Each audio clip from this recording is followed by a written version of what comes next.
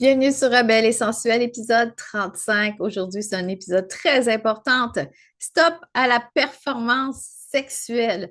Je vais te donner 13 raisons de ralentir lors de cette douce et ce contact intime avec l'autre et tu pourras pouvoir l'attribuer avec toi-même. On se retrouve après l'intro.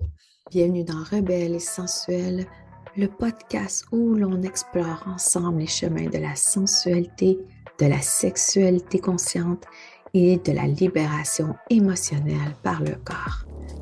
Je suis Geneviève Bessette, libératrice de ta sensualité par ton corps. Ici, chaque semaine, je t'invite à ralentir, à ressentir, à oser descendre dans tes profondeurs. Parce que ta vérité, ton feu, ton désir ne se trouve pas dans ce qu'on t'a appris à faire, mais dans ce que ton corps a toujours su. On parle d'émotions tabous, blocage sexuel, héritage invisible et révolte douce.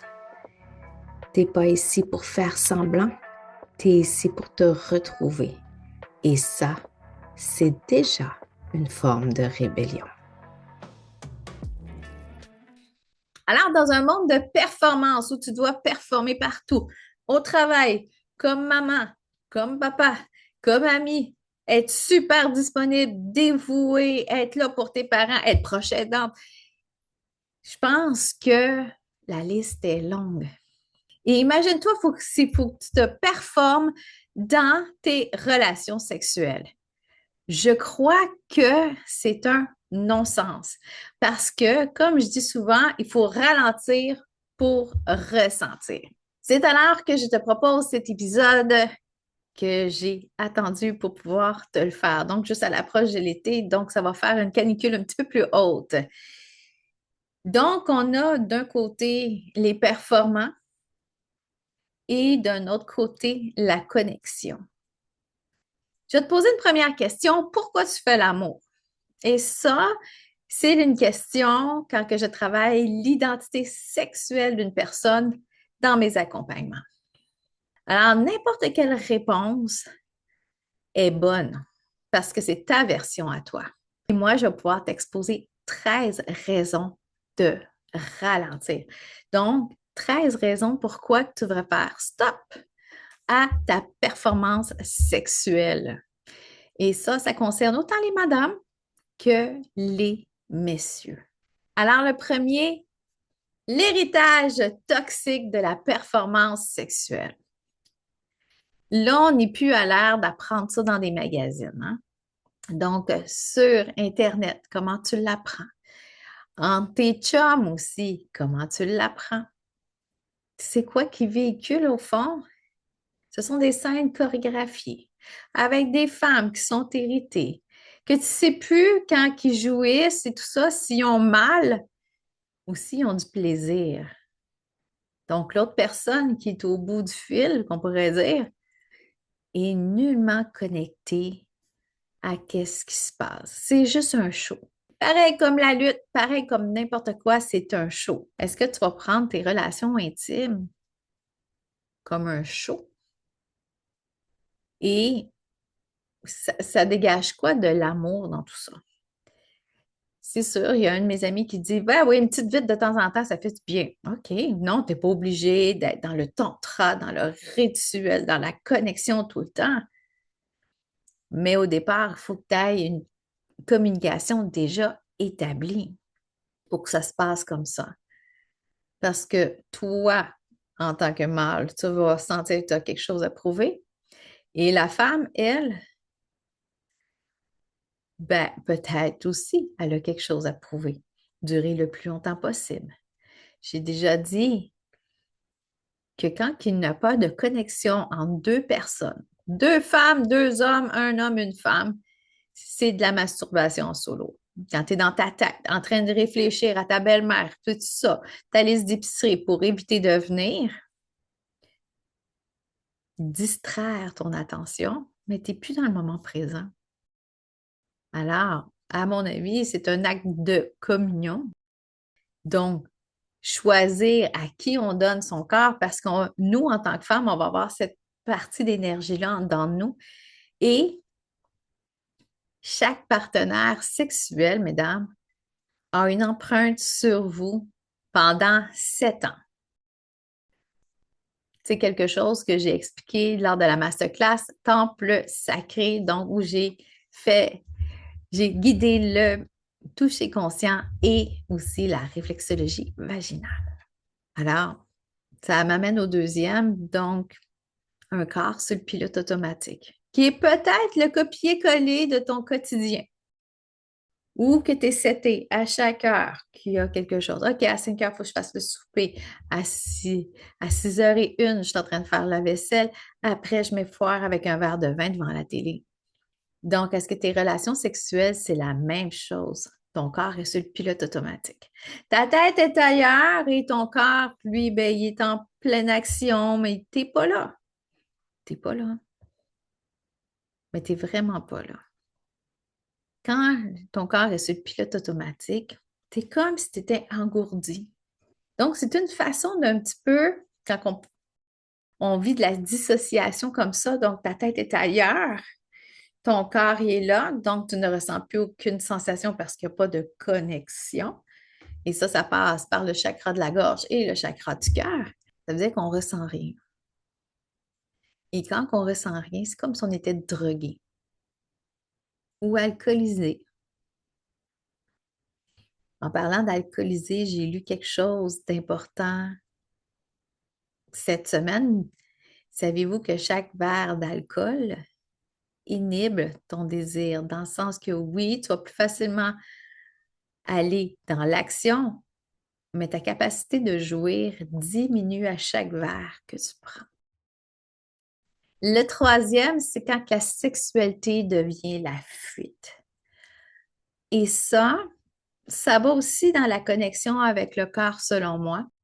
Donc, c'est là que tu vas vouloir, c'est dans la sexualité que tu vas avoir les plus grosses sensations. Donc, tu vas avoir un besoin constant de te masturber. Une conversation que j'ai eue aussi avec quelqu'un qui me suit sur les réseaux. Il me dit, ben oui, je me masturbe 3 fois par jour. OK. J'ai posé la question, est-ce qu'en temps normal, tu ressens ton corps ou tes émotions? Tu dis, oh, je voulais juste discuter. C'est correct, il n'est pas rendu là. Mais quand la sexualité est une fuite, effectivement, ben, c'est là pour combler un manque. C'est là que tu te sens vivant ou vivante. Moi, c'est qu'est-ce qui m'est arrivé après mon agression sexuelle à mes 15 ans. Moi, j'ai eu un esprit de vengeance, donc je t'en dirai pas plus. C'est alors que plus que je le faisais, plus que je me sentais vivante. Parce que j'étais tellement en mode survie de rage, de colère, que pour moi, c'était comme conquérir quelqu'un juste pour sentir, je peux avoir ce thrill-là encore, cette vengeance-là encore. Oui, la plupart de ceux qui ont été abusés vont peut-être inhiber, mais ça peut être aussi une fuite. Dans certains contextes, quand un couple se chicane et qu'un propose d'aller faire l'amour pour se réconcilier, est-ce que tu règles réellement le problème? Non, c'est encore de la fuite. La fuite est un mode de survie très subtil dans la tête des gens pour dire, je vais dévier du problème parce que je ne me sens pas à l'aise ou je ne me sens pas capable de régler ce problème-là. La communication durant l'acte sexuel. Je connais quelqu'un que si tu parles pendant que tu fais l'amour avec, il est déconcentré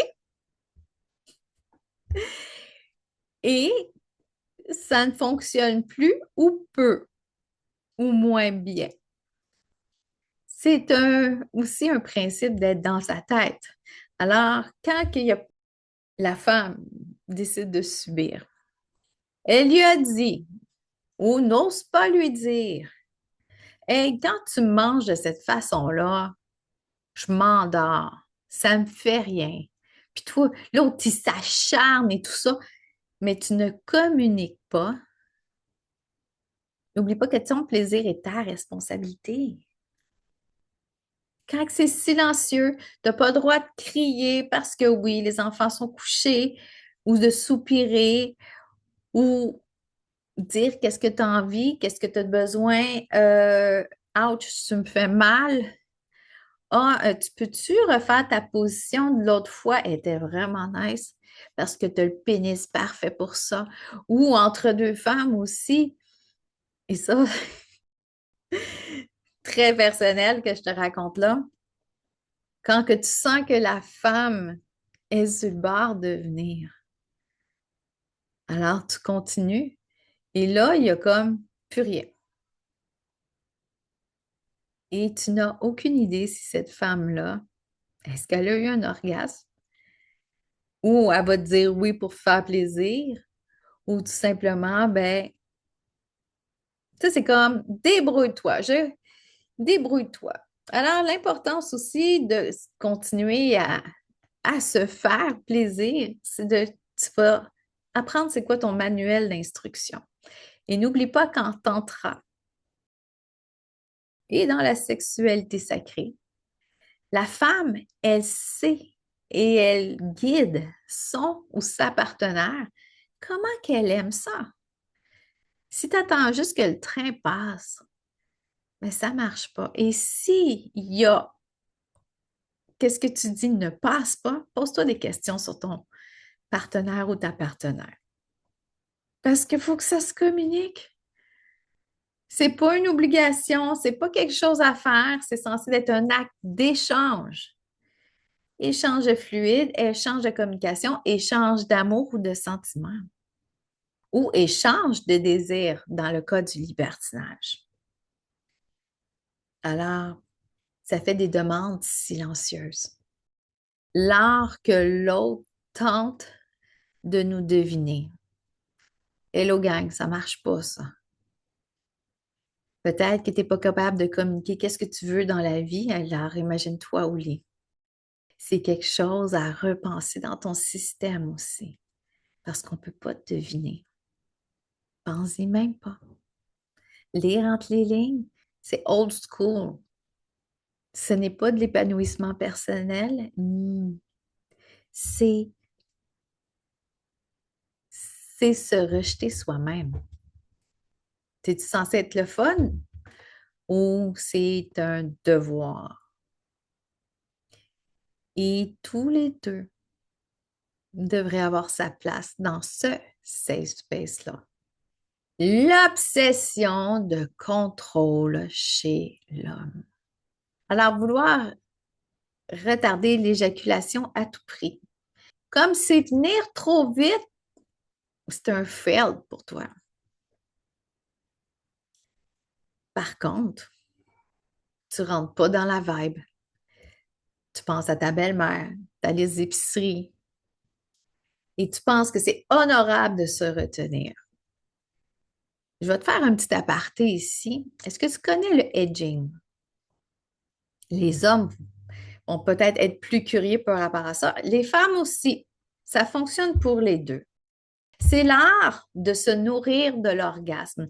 Généralement, quand on a un orgasme, on se déferle, on se déverse, on s'épuise, on est drop dead après.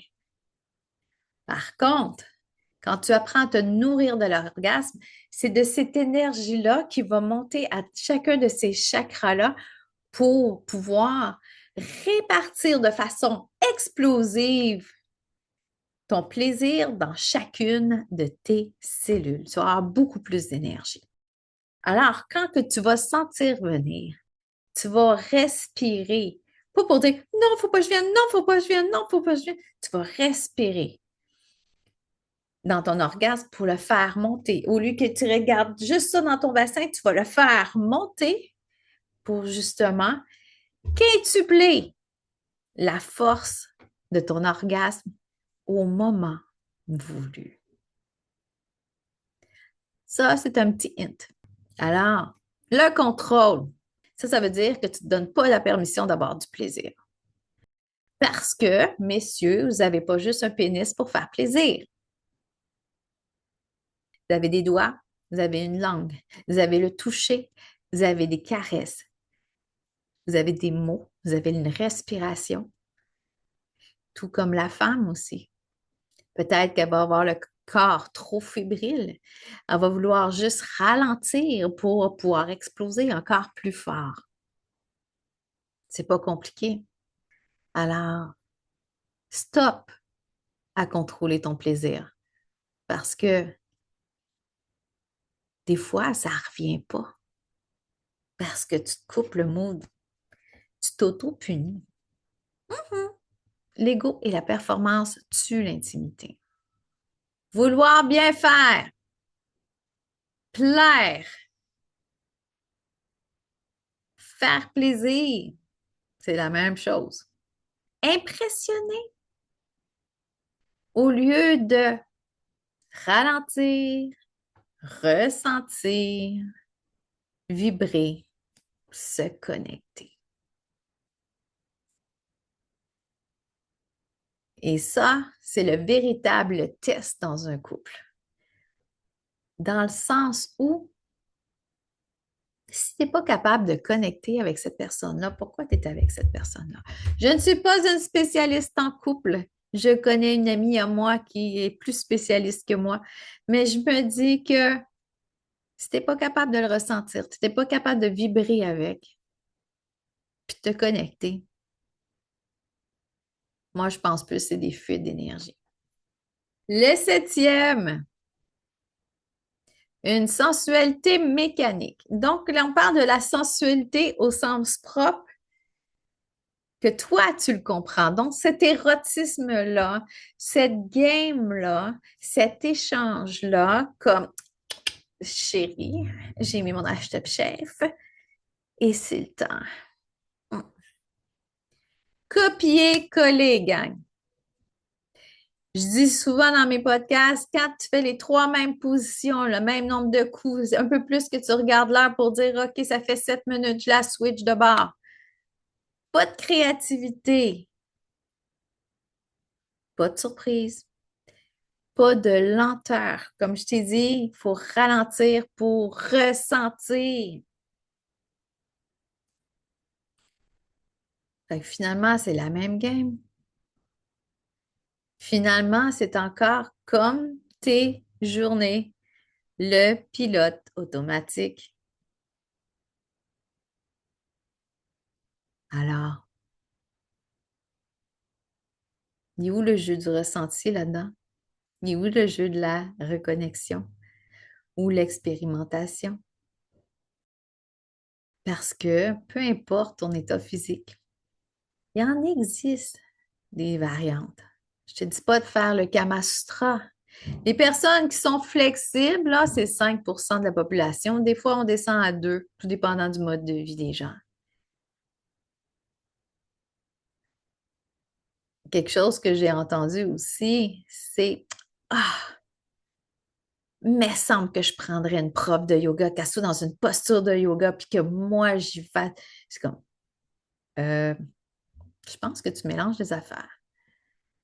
Tenir dans une posture de yoga en même temps que toi, tu l'enfiles, tu la pénètres. Euh,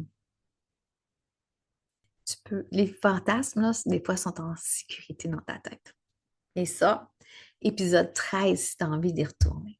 Mhm. L'absence de présence réelle. Oui, oui, oui, oui, oui, oui. Est-ce qu'il y a une présence réelle là-dedans? Si ça saute un temps, par exemple, tu vas savoir que finalement, c'est peut-être pas ça qu'elle vit, là. Où est sa respiration? Ses frissons. Ça, c'est d'autant plus important à ressentir, surtout si ça dit pas un mot. Son oui, son non. Si t'es pas là, est-ce que tu vas l'entendre? Son ouverture et son cœur. Pourquoi tu es en couple avec cette personne-là? C'est-tu parce que c'est ton trophée de chasse parce que tu as trouvé super cute puis que moi j'ai une belle Camaro? C'est quoi? Faut apprendre à redéfinir aussi les bases. Pourquoi tu veux faire l'amour avec elle? Vous étiez deux personnes saoules dans un bar, puis OK, moi c'est correct, ça c'est. Mais dans un. Je te suggère juste ici, si tu veux upgrader ta qualité aussi et empêcher cette performance sexuelle-là. La pression de durer au lieu d'aimer. C'est tellement bien dit, ça, hein? Pourquoi la pression de durer? Tu te dises aussi dans le calendrier, hey, aujourd'hui, j'ai duré 37 minutes 12 secondes. Oh, wow! Demande-toi pas pourquoi que ça peut être une des causes aussi de difficultés érectiles, de dysfonction érectile, de mettre autant de pression là. En plus, si tu ne communiques pas, si ça marche plus, s'il y a des non-dits, alors pourquoi tu veux durer? D'autant plus d'avoir une profondeur dans les connexions pour te nourrir. En tout cas, pour moi, j'ai besoin de connecter avec la personne. Si j'ai besoin de me nourrir de qu'est-ce qu'elle va me faire, sinon, c'est juste du temps perdu. J'ai pu comparer les deux, puis aujourd'hui, il y en a un qui me tente plus, en tout cas. Quand ça me laisse vide, tu te tournes de bord, puis c'est comme, OK, c'est quoi qui s'est passé déjà? Comment il s'appelle? Comment qu'elle s'appelle? Le mythe de la sexualité haute et sans faille. Essaye pas d'avoir une crampe pendant ce temps-là. T'as mal, continue. Qu'est-ce que ton corps fait quand il a mal? Il va se diriger où c'est qu'il a mal. Ça risque de t'interrompre quelque chose d'autre. Baisse de libido. T'as un creux à un moment donné. Au lieu de ralentir, pas du tout. Et jamais dans l'inconfort. Dans quel monde que tu vis? Je pense qu'il est important qu'on va arrêter de faire un show, qu'on va essayer de se mettre à la même longueur d'onde. Parce qu'une sexualité, c'est censé être vivant. Ça respire, ça bouge. C'est pareil comme le sport. Tu peux être raqué, mais avec présence. Ça n'a pas besoin d'être parfait. Ça a juste besoin d'être là, de part et d'autre. C'est une invitation à revenir dans son corps. Pas dans sa tête. Allô, gang? 10-4. Surcharge mentale. Si tu es dans ta tête, tu passes le temps dans ta tête à journée longue. C'est corporel. Tout ça existe, tout ça a besoin d'attention. Alors pourquoi il faut que ça soit dans ta tête encore? Tu n'as pas besoin d'avoir des gros fantasmes. Un gars avec 3 filles. Ou pour les femmes, 3 femmes ensemble. Ou 2 hommes, 3 hommes. Juste ralentir, respirer, ressentir. Et ça, je peux dire que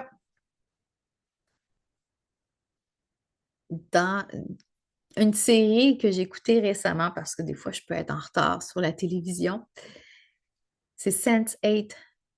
Cette sensualité-là, quand que oui, il venait sur le même plan, puis qu'il faisaient l'amour ensemble, comment c'était fluide, comment c'était beau, comment c'était wow, comment ils étaient présents. C'est pas juste dans les films. À la gang de même, peut-être, là, mais cette présence-là, tu peux l'avoir aussi dans ton intimité. Et tout dépendant de ta situation relationnelle, es-tu en couple, en troupe, en quatuor, peu importe. Donc, relation monogame, non monogame, libertinage, polyamour, ou juste comme ça, dans certains environnements. L'avant-dernier, quand que le sexe devient un espace de contrôle. Quand que tu veux contrôler ton partenaire, contrôler ton image, contrôler son image, contrôler son orgasme, contrôler ton orgasme. Ça fait-tu pas mal de contrôle, ça? Et avec l'expérience que j'ai dans ma vie, les personnes qui sont si contrôlantes que ça, c'est les personnes qui sont les plus insécures. Elles ont besoin de contrôler leur environnement parce que si on les sort de ce cadre, elles sont anxieuses. Lâche prise. Est-ce qu'on peut juste être nous dans un rapport sexuel en faisant l'amour à notre partenaire? C'est un bon point, là. C'est vraiment un bon point. Et je te laisse sur une note beaucoup plus positive, qui est le dernier, le 13e. Tu sais que moi, 13, c'est mon chiffre favori. Et si on utilisait la sexualité pour se guérir et non pour fuir? Je t'ai déjà dit maintes et maintes fois que la sexualité, c'est la relation la plus intime avec toi-même. Et je te répète qu'est-ce que j'ai dit dans un des derniers podcasts aussi. Si tu ne prends pas soin de ta sexualité, donc ton plaisir, ta responsabilité,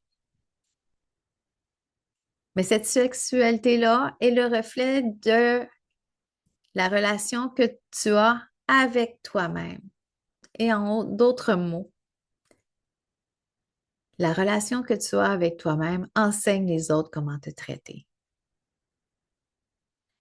Alors, quand tu attires ces relations-là, qui ne sont peut-être pas assez bonnes pour toi, pas assez bonnes en tant que, pas assez bonnes en termes de valeur, mais en termes de relations plus saines, où tu veux aller, tout ça. Ça commence par toi. Parce que en amour, tu n'as rien à prouver. Alors, tu n'as rien à prouver face à toi, mais juste entretenir cette relation-là avec toi. Oser toucher ta yoni ou ton lingam autrement pour pouvoir connecter avec. C'est ça qu'on a fait en temple sacré, justement, pour que tu puisses changer la donne envers toi. Et aussi, se guérir. Donc, quand que tu vas dans les profondeurs de tes entrailles comme ça, et que tu fais quelques libérations sexuelles, que tu fais des prises de conscience sur ton histoire sexuelle, tu crées de l'espace dans ton corps pour du nouveau.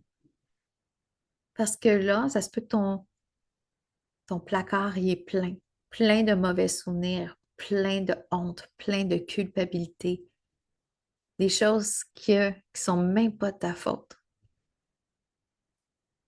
Et tu veux juste continuer en contrôlant, en voulant pas voir, fuir la situation.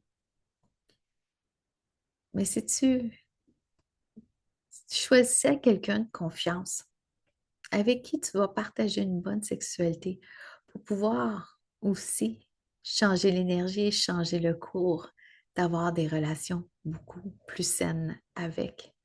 ceux et celles que tu vas vouloir faire rentrer dans ton lit. Alors aujourd'hui, je t'ai parlé de stop à la performance sexuelle et je t'en ai nommé 13 points. Pourquoi, selon moi, tu devrais le faire? Je te le résume doucement. L'héritage toxique de la performance sexuelle par les réseaux. Un corps sur le pilote automatique. Une sexualité qui devient une fuite. L'absence de communication avec l'autre. Et dans l'acte, l'obsession du contrôle chez l'homme. L'ego et la performance qui tue l'intimité. Une sensualité mécanique, l'absence de présence réelle. La pression de durer au lieu d'aimer. Le mythe de la sexualité haute et sans faille. Une invitation à revenir dans son corps et pas dans le mental. Quand le sexe devient un espace de contrôle et si tu utilisais la sexualité pour guérir et non pour fuir. Alors, c'est tout pour moi pour cette semaine. Donc, si ça te parle, puis reviens-moi en privé et tu peux aussi me suivre sur Instagram à genevièvebessette.sensualité pour me jaser sur la performance sexuelle. Ça va me faire plaisir. Et si ça peut aider une amie, un conjoint, une conjointe ou un ou une de tes partenaires, tu peux lui envoyer le podcast aussi. N'oublie pas que savoir s'affirmer, dire qu'est-ce qu'on veut, qu'est-ce qu'on désire et à quoi on vibre, fait partie de l'identité rebelle aussi. Alors, si tu veux commencer par te connecter avec toi, j'ai une pratique totalement gratuite pour toi qui est Réveille ton corps et relâche tes chaînes. Donc, c'est deux pratiques en une pour pouvoir te reconnecter avec ton corps et aussi avec tes émotions à travers ton corps. Je suis coach somatique, donc tout ce qui se passe à travers le corps. Et je te dis que c'est complètement gratuit. C'est sûr qu'il va falloir que tu m'envoies ton courriel pour que je puisse t'envoyer la vidéo et ça va me faire plaisir aussi d'avoir du feedback de ta part. Je te laisse ça dans le descriptif. Et avant de terminer, et la semaine prochaine, le toucher qui réveille la femme en toi. Donc, ça peut être aussi la femme, ça peut être l'homme. Donc, comment se reconnecter avec douceur, amour pour ralentir, pour pouvoir se ressentir. Alors, je te remercie d'avoir écouté jusqu'ici et on se retrouve la semaine prochaine. Merci d'avoir été là, belle rebelle.